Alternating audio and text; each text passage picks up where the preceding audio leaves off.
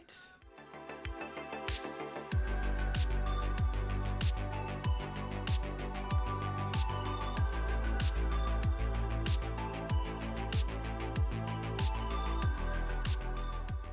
Hi, my name is Bryson. Welcome to Please Press Play. This is my fourth big return. I'm about to react to Fruits Basket episode 21. I only have 5 episodes left in season 1, which I hate that it's taken me this long to finish it. I'm usually so quick with binging, but we all know my YouTube journey's been messy. I am back. I'm fully back this time. I'm about to try to shoot 5 episodes in one night, so I have quarantine hair. My mic is now on camera because I can't figure out how to angle it out and have it not sound terrible. And I'm reacting on my laptop now, not my TV. No more glasses because I'm watching on the laptop. I don't want glare from anything. But yeah, I'm here. The last episode, I believe, was the episode with, I really feel bad that I've forgotten the name, but the really anxious character that I related to a lot that looked like a girl but was a boy. That was the last one. No, it wasn't. It was the one with Hiro, the little boy that hated Toru at first because he had a crush on the other girl whose name I'm already forgetting. I'm so sorry. This is why I shouldn't watch it so weirdly spread out without finishing the season. Let's just get into this reaction. I'm gonna remember things as I go. When did this become Chilling Adventures of Sabrina? What am I watching? This is a different vibe. This is not what I was expecting. Hanajima's chatting with Kinoshita and her pal. Whoa, Why? you're right. Maybe Hana-chan's made friends with them. Yeah, no way. She'd never. There was definitely something unpleasant about their waves. So did you tell them they could come over? Sure, why would I refuse? I never back down from a wave fight. Now that's what I'm talking about. I love her. Well, whatever's I love going her down, too. I love them all. The target suspects that you were up to anything? Nope, not even a little. Yeah, she did. She knows your waves. For a second. Wonderful. It's because y'all are so dumb. Closer to our goal. We shall eliminate Total Honda. We shall. You know what? Shut the up Ain't with your nobody weak listening. ass. Ain't nobody weak. bitch. They would have so many Zodiac spirits after them if they even tried to come after her. They need to try again. They are known as the Prince Yuki Fan Club. Their mission is to worship, love, and protect the prince who has deigned. This is like celebrity stan culture and it's very toxic, but why is it also me with Shawn Mendes and Dylan Minnette? What right does she have to smile by Yuki's side or accompany him to and from school? Because they like each other. Like, damn. Toru Honda is a witch! That laugh was so not threatening. The witch is under the protection of a powerful demon queen, that dark wielder of evil waves. Oh, yeah. She is such a mood. They know firsthand just how strong they are, if you say so. I stayed in bed for a week straight with all these weird visions and voices in my head. They went on forever until I thought I might never be able to sleep again. You must have been so frightened. So is she a real witch? Something's up. Don't tell me. Powers that no ordinary mortal can possibly I love her. have. In the name of Prince Yuki. In what world has he ever given you 2 seconds of his time to even say hello? What is wrong with you? That's so unhealthy. That obsession is so toxic. What do you guys think her house is like? Pretty creepy, yeah? An old building in the middle of a cemetery, and inside her room is a mysterious magic circle surrounded by fallen statues. Does this sound like a dream home or are you normal? It's cute. We love it. What? I would advise you never to speak your names while you are in this house, for your safety. What? Why? Well, her room's pretty normal too. That's a relief. What's with all the black and purple, though? This is a mood. She likes shoujo manga? I didn't see that one coming. Anything will.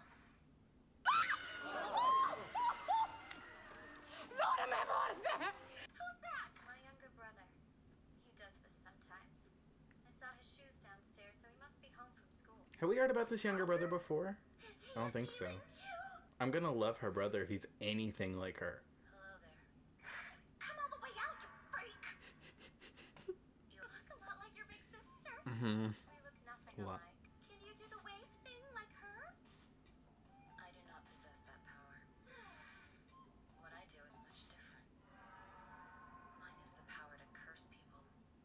He's an odd child. You're one to talk? Because you're so normal. Hot made kettle. So, Yes. cursing people and stuff. How does it work? Their names. Provided I know what the target's name is. Oof. Putting a curse on them is a relatively simple matter. Oof. Big oof for them. Please, please say your names. I don't believe you don't want to overstay our welcome. Let's finish our business. Your names. That's all right, you are. Well, He wants them damn names. immediately. Seems you fear me. I love her. Your strategy. That's cheating. You're using your waves to read our minds. I'm doing no such thing. Y'all are So just obvious, there's no need. dumb. Tell her to keep her distance from Yuki. I ain't saying shit. That. It's Yeah. none of my business. Your jealousy is as ugly as it is obvious. She just reads people. Jealous, So. That's right. She's an intruder, acting like Yuki belongs to her. Pisses No, that's me y'all. Perhaps I can't stand to see you ignorantly belittle her. Over someone as trivial as that boy. What was this? Did you just call Yuki trivial? Oh, I live for her. You're obviously mocking us with that blank expression. My face always looks like this. Very much so. Having feelings for someone doesn't give you the right to control them Mm. or the people in their lives. Mm. Speak facts, child. Neo. And Neo as well. Mode to go. That was one of the most chilling scenes I've seen in a long time. That just his delivery of those names.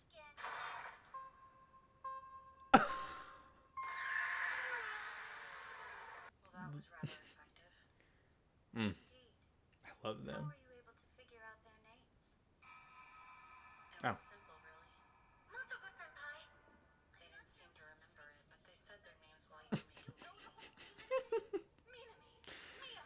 Oh, Stay strong. they're so simple. I was actually a little jealous myself.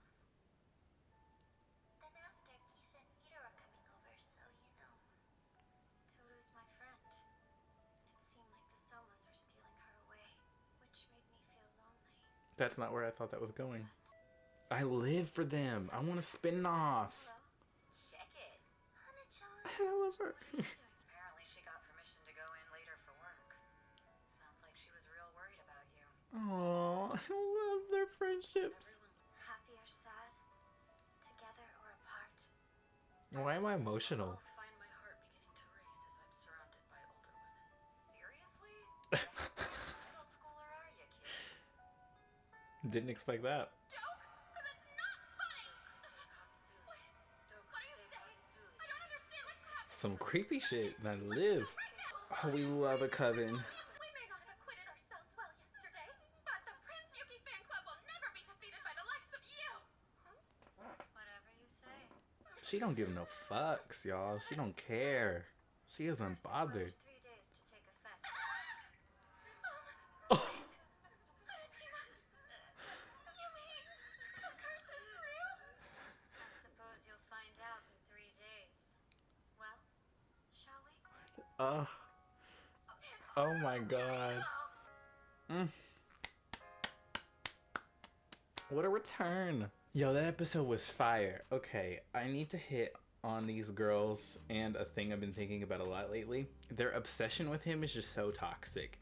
And I've been doing a lot of, in this like little period that I haven't been on YouTube for the past 2 months, I've been thinking a lot about like celebrity culture and stan culture and how like toxic it can be and how even I've gotten wrapped up in it before. People get so obsessed with people and celebrities and they put them on these pedestals, and I think that's just so degrading to yourself in a very unhealthy way. And I've been that way before, and I'm really trying to like back away from that. I'm trying to put celebrities on more of a equal footing. Like I want to think of them as people because they're people. Like I just watched the Taylor Swift documentary on Netflix last night, and there's a scene where she walks out of a building in a city and there's people just waiting for her outside and they're all screaming, a lot of people, and she gets to her car, but then she reveals, she's like, this is my front yard. And then I thought about that and I was like, that's just so twisted to me. Like how can you be so obsessed with another person, especially one that you do not know personally, to the point to where you're waiting outside their house? That's just weird. Like that's not healthy, and to me that speaks to like not growing as a person, because I feel like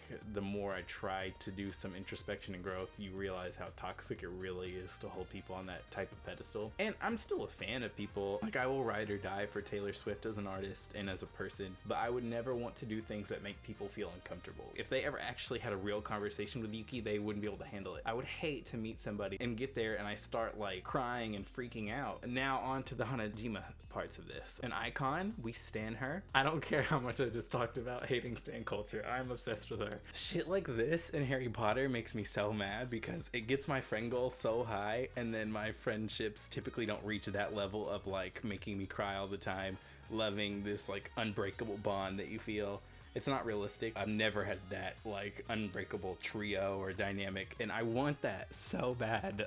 So badly. I loved meeting her brother. I loved seeing her house. An eternal mood. Even in other people's dreams, she's a vibe. I loved her brother. Megami, I want to say I'm saying that right, I hope. Please, this is something I will allow you to spoil for me. I typically say don't tell me things, but like, is he gonna be in more episodes? Because I need more of him and her as a duo. And I loved her admitting that what he said resonated with her about respecting people's feelings and not trying to be possessive. I thought for a second she was gonna admit that she liked Yuki, and I was like, whoa, what the fuck? That's not what I was expecting. But then I do remember she actually had a moment back, I think earlier in the season, where she and Uo-chan both said that they were kind of missing her. But that made it more emotional. I loved hearing her like be like, oh, I had to realize from her great little brother that she was doing the same thing, and I like it just felt very introspective and healthy, and it's one of the reasons I love her, because she's just the best. And maybe because I'm trying to focus more on being that same way, that it hit me so much harder. And then also I just got emotional because their friend group is just so beautiful. I love the way they all love each other so compassionately, so loyally. It's beautiful. We didn't get almost any of the boys in this though. Like, where was Kyo? That's the one thing this episode didn't have, is were the boys. But it had all the feels and it had Hanajima, so do I care? And looking at the list of episodes now, I'm seeing that Hanajima is apparently the focus of the next episode, and I'm hyped. So I'm gonna shut this shit down right now, and I'm gonna film that. I'm trying to film all these tonight, and I think I'm actually gonna make it. But anyways, that was a great episode. This episode to me had a lot of great things to say about like jealousy, possessiveness, stan culture, even though it wasn't directly about that. It had a lot of great things to say, and also we just got to see another side of Hanajima being more normal than you would expect, but also weirder and more amazing and dark as fuck. And why the fuck do I want to live in that dream haunted house with her and just like cast spells with her and her brother?